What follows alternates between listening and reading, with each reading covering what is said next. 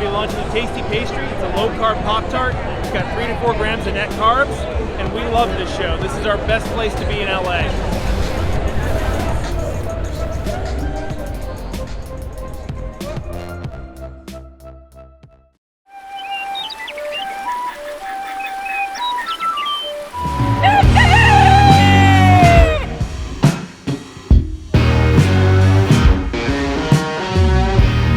Welcome back to Legendary Foods Muscle in the Morning. I'm Dave Palumbo, and today is Wednesday, August 25th, 2021. And let's find out what's going on in the world of bodybuilding and fitness. Ladies and gentlemen, once again, we're back and better than ever with a brand new edition of Recap Wednesday coming right your way. As always, we've got another great show lined up for you today, starting with the recap of last weekend's IFBB Nashville Fit Show. This was a bikini-only event, so we're going to start off with the Open, where we saw Jennifer Dorie return to championship form as she collected her first win of the season. The runner-up spot went to Chris Pajares, who seems like she's been a fixture in the top 5 for the better part of the last month now. And in third, we had Vania Augusti, who continued her strong season with another solid effort here. In the Masters division, the top honors went to rookie Nicole Gugia, who punched her ticket to the Olympia with a big win here. Georgia's Kai Moore slid comfortably into second, and we're closing out our coverage here with third place finisher Miriam Jenkins, who put together her best look of the season. Now, even though we only had one pro show on the docket last weekend, we did see plenty of other high-level athletes hit the stage, including reigning and defending 212 champ SHAUN CLARIDA, who joined forces with Akim as they hit the stage as two of the featured guest posers at last weekend's New Jersey State Championships, with both of them being about a month and a half away from competing on the biggest stage in bodybuilding. Not only did they look good, they looked great, and they also electrified the crowd, which helps to build the momentum and anticipation for all of those big events that we have coming up in October.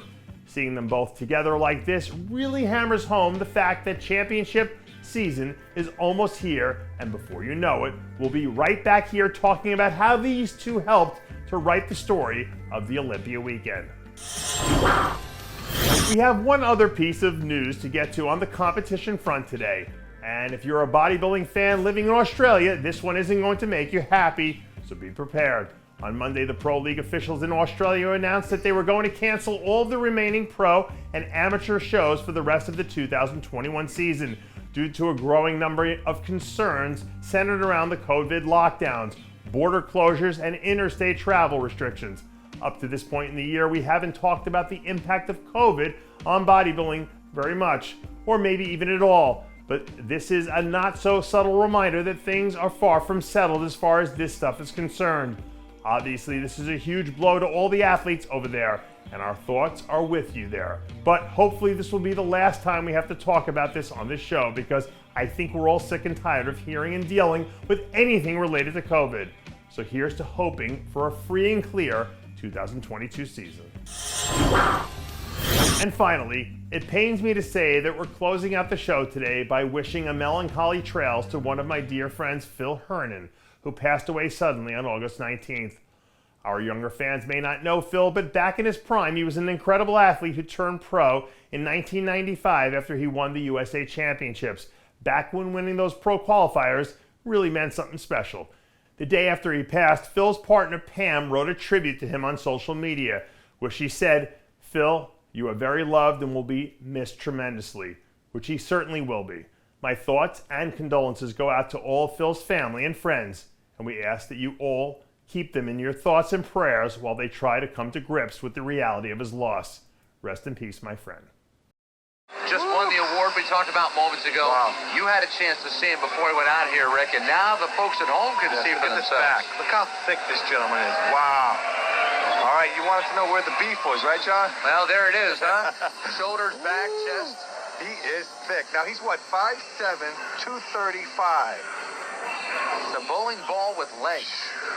He is really put together. And that he competes against fellas a lot taller. How much Sure. does that hurt him, or how much does it help maybe to have a more compact figure? Well, you know what? I think right now he's very, very close to being in peak condition. You know, I think maybe a few more pounds and he would have been right on the money. Well, that quad development looks like a Earl Campbell kind of look there, the old fullback You're right. these days. Such big quadricep development. Eating right, so important to bodybuilders, and Phil knows all about that and really tries